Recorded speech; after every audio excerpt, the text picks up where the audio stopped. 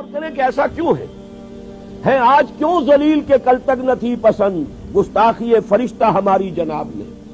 اور عام مسلمان کے ذہن میں سوال آتا ہے کہ ہم چاہے کیسے بھی ہیں، برے ہیں، ہمارے اعمال صحیح نہیں ہیں، ہم کلمہ گو تو ہیں، اللہ کو مانتے تو ہیں، محمد کے کلمہ گو تو ہیں، صلی اللہ علیہ وسلم نام لیوا تو ہے، ان کی محبت جو ہے وہ ہمارے سینے میں ہے موجود، قرآن کی تعظیم کرتے ہیں، آخرت کو مانتے ہیں، نمازیں پڑھتے ہیں. کروڑوں مسلمان ہیں جو نمازیں پڑھتے ہوں گے، 130 کروڑ میں سے آخر 30 کروڑ تو ہوں گے نماز پڑھنے والے.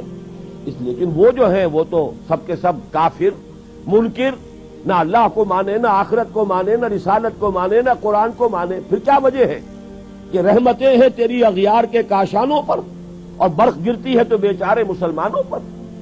اس موضوع پر الحمدللہ کہ میرے مضامین نوائے وقت میں چھپ چکے ہیں، اور اب کیونکہ وہ تکمیل کو پہنچ گیا سلسلہ کتابی شکل میں بھی آ جائے گا. اللہ کا ایک قانون عذاب ہے، ایک قانون کے تحت ہوتا ہے جو کچھ ہوتا ہے، اللہ کا ضابطہ ہے. قرآن اس کے لیے لفظ سنت استعمال کرتا ہے. وَلَن تَجِدَ لِسُنَّتِ اللَّهِ تَبْدِيلًا وَلَن تَجِدَ لِسُنَّتِ اللَّهِ تَحْوِيلًا.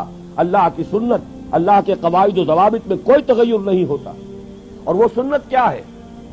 کافروں پر عذاب اس دنیا میں صرف اس صورت میں آتا تھا کہ کوئی رسول آئے اور ان میں اتمام حجت کر دے. پھر اگر وہ بحیثیت مجموعی وہ قوم رسول کا انکار کرے تو اس قوم کو ختم کر دیا جاتا تھا. جیسے کہ حضرت نوح، حضرت ہود، حضرت صالح، حضرت شعیب، حضرت لوط اور آل فرعون، ان کا تذکرہ قرآن مجید میں سمجھتا ہوں کم سے کم 10 مرتبہ آیا ہے. یہ میں بہرحال حساب کر کے تو نہیں کہہ رہا، میرا اندازہ ہے کہ 10 مرتبہ یقیناً ان 6 اقوام کا تذکرہ ہے. اور اس کے حوالے سے یہ قانون سمجھ لیجئے، جس قوم کی طرف رسول بھیجا گیا اس قوم نے بحیثیت مجموعی رسول کی دعوت کو رد کر دیا، قوم ہلاک کر دی گئی.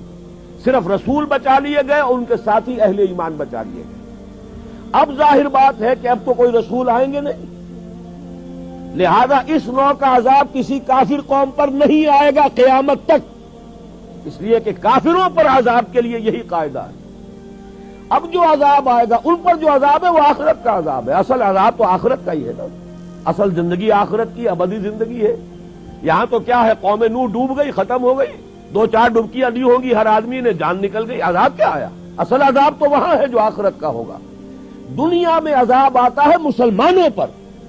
مسلمان ہو کر تم اگر اسلام پر عمل نہیں کرتے، دعویٰ تمہارا اسلام کا ہو اور عمل تمہارا کافرانہ ہو، نام لو تم محمد کا صلی اللہ علیہ وسلم اور اتباع کرو تم محمد کے دشمنوں کا، دعویٰ کرو اللہ اور اس کے رسول کی وفاداری کا اور تمہاری دوستیاں ہوں اللہ اور اس کے رسول کے دشمنوں سے، تم کہو اللہ اور اس کے رسول کے احکام کو ہم مانتے ہیں اور سودی کاروبار کر کے اللہ اور اس کے رسول کے خلاف اعلان جنگ کیے رکھو. اصل عذاب دنیا میں مسلمانوں پر آتا ہے، جیسے کہ پہلے یہودیوں پر آیا، اس لیے کہ ہم سے پہلے کی مسلمان امت وہی تھی. جب تک حضور صلی اللہ علیہ وسلم کی بعثت نہیں ہوئی وہی امت تھی. موسیٰ کے ماننے والے، تورات کے ماننے والے یہودی، یہ امت مسلمہ تھی. لیکن ان پر کیسے کیسے عذاب آئے. نبوکدنضر کے ہاتھوں برباد کرایا گیا، کبھی پھر یونانیوں کے ہاتھوں تباہی آئی، کبھی رومیوں کے ہاتھوں تباہی آئی.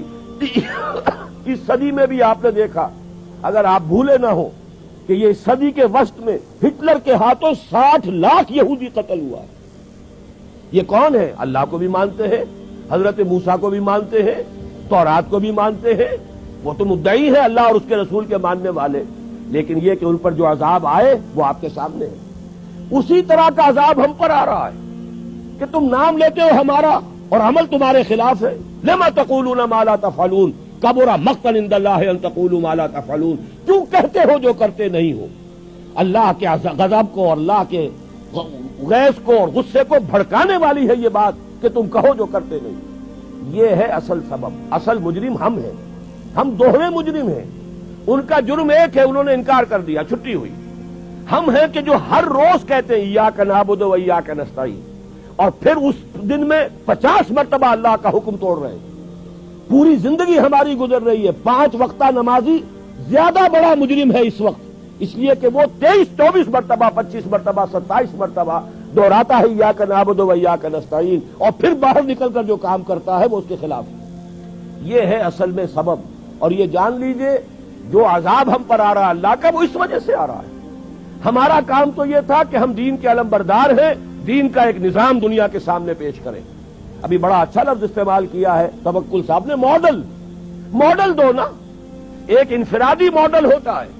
حضور صلی اللہ علیہ وسلم اپنی ذات میں ماڈل تھے, لقد کان لکم فی رسول اللہ اسوۃ حسنہ, لیکن حضور نے صرف ذاتی اور انفرادی ماڈل نہیں دیا, ایک اجتماعی ماڈل فراہم کر دیا, نظام قائم کر کے دکھا دیا. یہ ہے اللہ کا دین, یہ ہے اس کا سیاسی ڈھانچہ, یہ ہے اس کا معاشی ڈھانچہ, یہ ہے اس کی معاشرت, یہ ہے اس کی فیملی لاز, یہ ہے اس کے اندر تمام قوانین فوجداری اور دیوانی, یہ ہے یہاں پر قانون شہادت, یہ ہے سارا نظام. دیکھ لو, ٹھوک بجا کر دیکھ لو, یہ نظام ہے. جب تک وہ ماڈل مسلمان قائم نہیں کریں گے یہی عذاب کے کوڑے برستے رہیں گے. سخت سے سخت تر عذاب آئے گا.